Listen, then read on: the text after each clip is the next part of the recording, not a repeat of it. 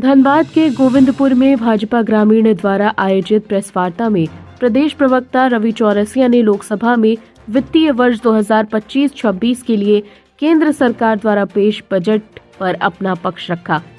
रवि चौरसिया ने बताया कि ये बजट आम लोगों और मध्यम परिवार का बजट है। ऐसा दूरदर्शी बजट आजाद भारत में पहले कभी भी पेश नहीं हुआ। विकसित भारत की नींव रखने वाले ये बजट है। 2047 में भारत विकसित हो, गरीबी मिटे, व्यवसायी प्रगति करें, देश की रक्षा प्रणाली मजबूत हो, सड़क, रेल और वायु यातायात सुगम हो, इस सोच को लेकर आगे बढ़ाने वाला, देश के इंफ्रास्ट्रक्चर को मजबूत करने वाला ये बजट है।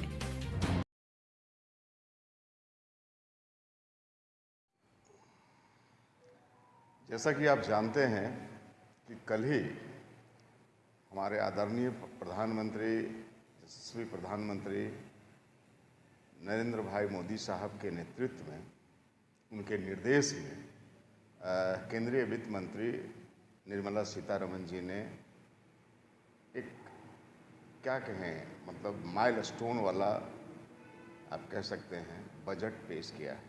और उसी बजट के संदर्भ में हम आपसे मुखातिब हैं। ये बजट आप यूं कह सकते हैं कि ये राम राज्य का बजट है। आपको और हमको सभी को मालूम है कि हमारे देश की आज़ादी का, स्वतंत्रता का 100 वर्ष पूरे होने वाले हैं। और उस 100 वर्ष पूरे होने को लेकर के जो आदरणीय प्रधानमंत्री नरेंद्र मोदी जी का जो स्वप्न है कि एक विकसित राष्ट्र के आगे पैदान में भारत खड़ा रहे पूरी दुनिया के सामने, उसी को लेकर के आप पिछला भी बजट आप देखेंगे तो राजकोषीय घाटा को कम करते हुए, मिनिमाइज करते हुए, चूंकि आप जानते हैं कोई आदर्श बजट तभी कहलाता है जब आप राजकोषीय घाटा को मिनिमाइज करते रहें। और उसी क्रम में कल हमारी वित्त मंत्री महोदया ने एक ऐसा बजट पेश किया, एक ऐसा बजट लाया है जिसको आप कह सकते हैं कि ये आम आदमी का बजट है, ये जनता जनार्दन का बजट है। ऐसा पहले कभी हुआ नहीं था।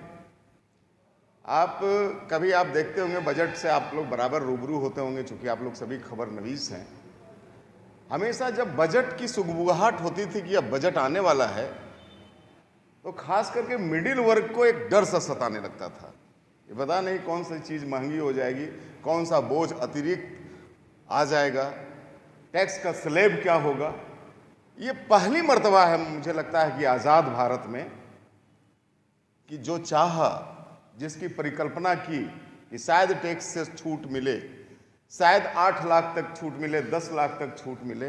ये पहली बात है कि आप जो परिकल्पना करते हैं, आप जो सोचते हैं, इमेजिन करते हैं, उससे बेहतर बजट है।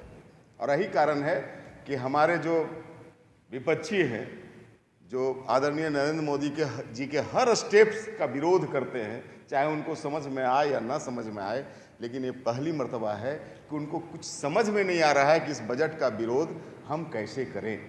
आप जानते हैं कि बजट आय और व्यय का एक खेल होता है कि हमें